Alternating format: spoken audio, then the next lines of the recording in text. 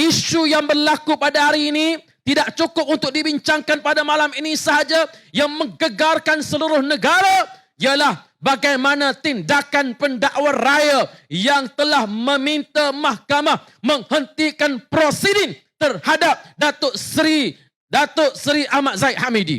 Tuan-tuan, 10 Ogos 2023. Pada 10 Ogos 2023, saya menyampaikan ceramah di Shah Alam dalam satu pentas yang namanya Pentas Bersama Setiausaha Agung Perikatan Nasional. Di dalam ceramah tersebut, saya menyebut dua perkara yang saya kata akan berlaku selepas pilihan raya negeri. Apa dia dua perkara tersebut? Yang pertama, saya menyebut UMNO Barisan Nasional akan menjadi kelompok yang paling bungkus ikat tepi selepas PRN. Ini saya sebut.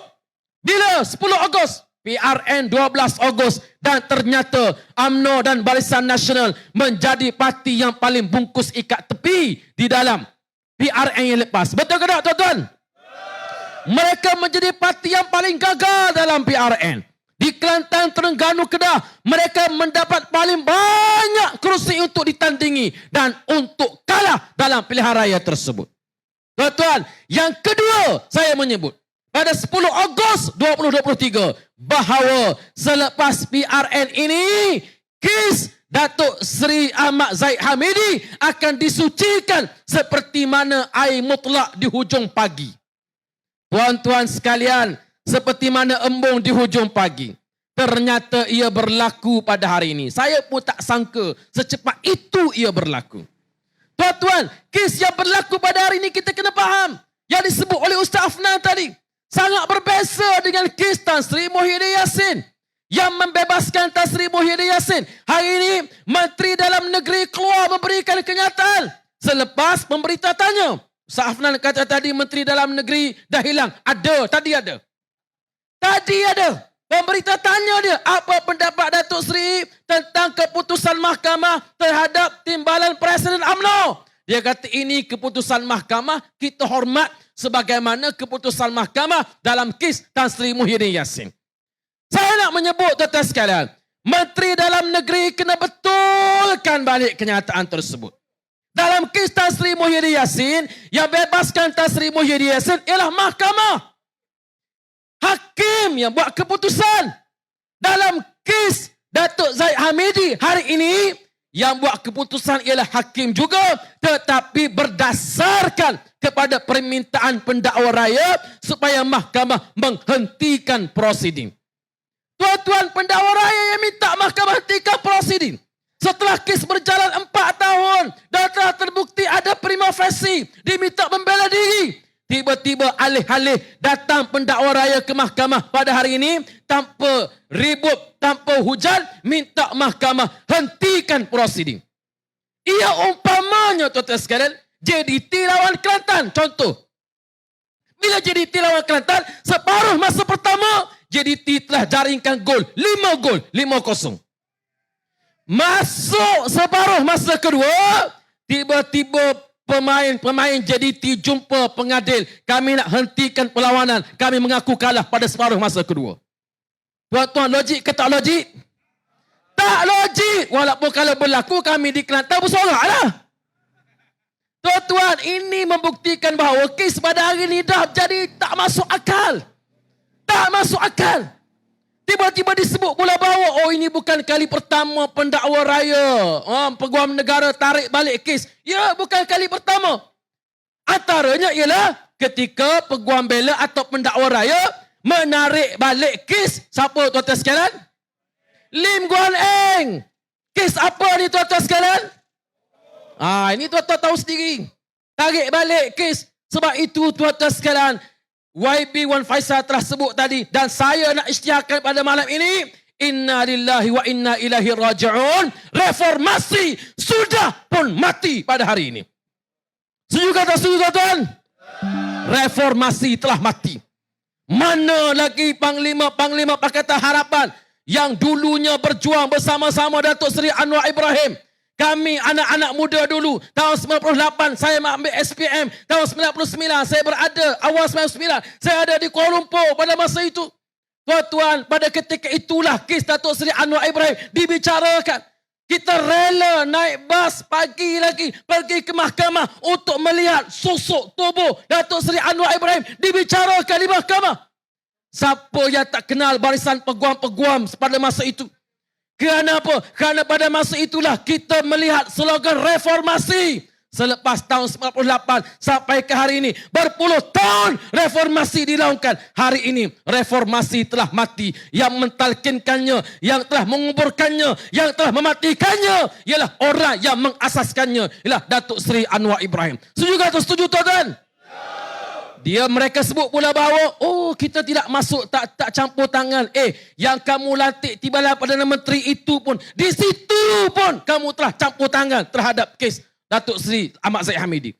Tuan-tuan, ketika Tan Sri Muhyiddin Yassin menjadi Perdana Menteri, pada ketika itu kita hanya ada slight majority. Kita hanya ada 113, 114. Kalau kita nak kekuatan, kita boleh lantik mana-mana pemimpin UMNO yang ada kes mahkamah menjadi anggota kabinet. Tapi Tan Sri Muhyiddin Yassin dengan kekuatannya, dengan keyakinannya, tak lantik mana-mana menteri yang ada kes mahkamah. Masuk dalam kabinet. Dan kerana tak lantik itulah yang membawa kepada penarikan sokongan ahli-ahli Parlimen UMNO daripada kerajaan Perikatan Nasional pada masa itu. Naik pula Datuk Seri Ismail Sabri. Langkah yang sama juga diambil. Tidak melantik mana-mana ahli Parlimen atau mana-mana pemimpin yang ada kes mahkamah memasuki kabinet pada masa itu. Tuan-tuan, setelah ini telah pun terbukti. Kita telah letakkan satu benchmark yang cukup tinggi. Tiba-tiba naik Perdana Menteri dengan penuh tata kelola, tata kelaut, wewenang, cerakannya yang dia ada. Dia lantik Datuk Seri Ahmad Zahid Hamidi sebagai timbalan Perdana Menteri. Padahal disebut bahawa kalau tuan-tuan tanya pemimpin UMNO, kenapa masuk dalam kerajaan yang ada pada hari ini? Kenapa mereka sebut? Kerana titah di Petua Agong. Betul tak? Alasan mereka kerana titah di Petua Agong. Baik, kalau betul kerana titah di Petua Agong, tak payah lantik Datuk Zahid sebagai TPM. Tak lantik pun tak apa. Sebab kerana menjunjung titah yang di Petua Agong, mereka tak akan keluar daripada kerajaan. Betul tak betul? Tapi kerana mereka sendiri pun tak yakin pada UMNO. Sebab itu tuan-tuan, hari ini telah musnah sistem keadilan. Telah musnah sepenuhnya di Malaysia yang ada pada hari ini. Saya minta ini bukan berasaskan kaum. Ini bukan berasaskan agama. Ini bukan permintaan berasaskan mana-mana. Base kepada mana perkauman. Melayu, Cina, India yang sayangkan kepada negara. Tunjukkan referendum kita. Mesej kita kepada kerajaan yang ada pada hari ini. Hari Sabtu ini kita keluar. Kita undi Perikatan Nasional. Boleh kita boleh? Ini mesej dia tuan-tuan. Tak kira. Yang pentingnya kita tunjukkan pada kerajaan bahawa kita tak setuju dengan isu yang berlaku pada hari ini. Tuan-tuan, sebab itu mereka sangat membisu pada hari ini. Sangat membisu UMNO khususnya. Saya tahu yang dengar rakaman kita pada malam ini. Ramai ahli-ahli UMNO. Ramai kawan-kawan kita daripada UMNO. Tuan-tuan, tengoklah sendiri. Dalam keadaan UMNO menjadi kerajaan. UMNO Barisan Nasional ditolak di seluruh negara yang ada pada hari ini. Kenapa PRN Sabah, Perikatan Nasional menang dengan bergaya? Pada masa itu Perdana Menterinya Tan Sri Muhyiddin Yassin. Kenapa PRN Melaka, PRN Johor, UMNO menang dengan bergaya? Kerana Perdana Menterinya ialah naib Presiden UMNO Datuk Seri Ismail Sabri. Betul tak tuan-tuan? PRN Melaka mencatat sejarah. Ni Ustaz Kamarudin pun ada, sama kita ni boleh cerita sendiri. Ya PRN Johor, Ustaz Abdullah Yassin, Ustaz Abdullah pun ada. Tuan-tuan, PRN Melaka, PRN Johor, UMNO menang bergaya.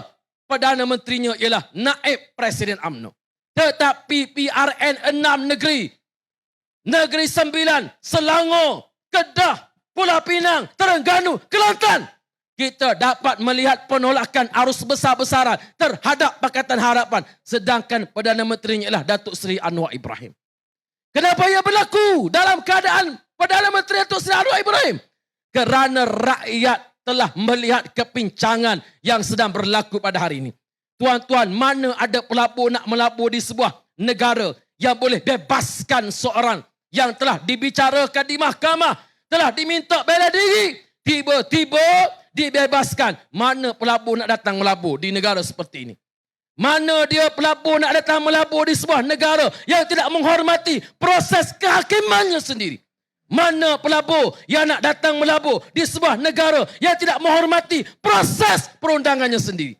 Justru untuk masa depan negara kita, untuk masa depan anak-anak kita, untuk masa depan ekonomi kita. Saya tahu kawan-kawan kita non-Muslim, kita mau cari makan saja. Betul tak? Kita mau pastikan ekonomi kita terjaga. Kita nak berniaga. Kita nak supaya kita boleh melakukan aktiviti ekonomi. Dalam proses pentadbiran kerajaan yang ada pada hari ini, percayalah, ia tidak boleh berlaku dengan baik. Ia tidak akan berlaku dengan baik. Apa yang kita nak banggakan dengan kerajaan yang ada pada hari ini? Dalam keadaan ringgit terombang-ambing. Bukan saya nak kata Perikatan Nasional dulu ringgit jatuh naik tinggi, tidak. Tetapi bila mereka jadi pembangkang dulu, mereka sembang kosong. Seolah-olah kalau mereka jadi kerajaan, ringgit boleh naik US dollar RM2 Malaysia. Konon-kononnya. Tetapi tak juga berlaku, tuan-tuan. Tak juga berlaku. Artinya apa dia? Artinya kerajaan yang ada pada inilah kerajaan yang hilang arah tuju. Justru saya merayu tuan-tuan yang ada di hadapan saya, pengundi-pengundi di simpang jeram yang ada di hadapan saya pada malam ini. Pertarungan di simpang jeram ini sebenarnya pertarungan pembangkang lawan pembangkang di Dewan Undangan Negeri. Sama saja. Adun Pakatan Harapan tidak akan masuk kerajaan. Tak masuk kerajaan. Dalam Dun Johor, Adun Pakatan Harapan tak masuk kerajaan. Mereka bukan kerajaan. Dan mereka juga tidak, seolah-olah tidak menjadi pembangkang. Maka lebih baik daripada melantik orang yang bukan kerajaan dan bukan pembangkang, baik terus kita hantar pembangkang di sidang Dewan Undangan Negeri Johor, undi untuk Dr. Mazri Yahya.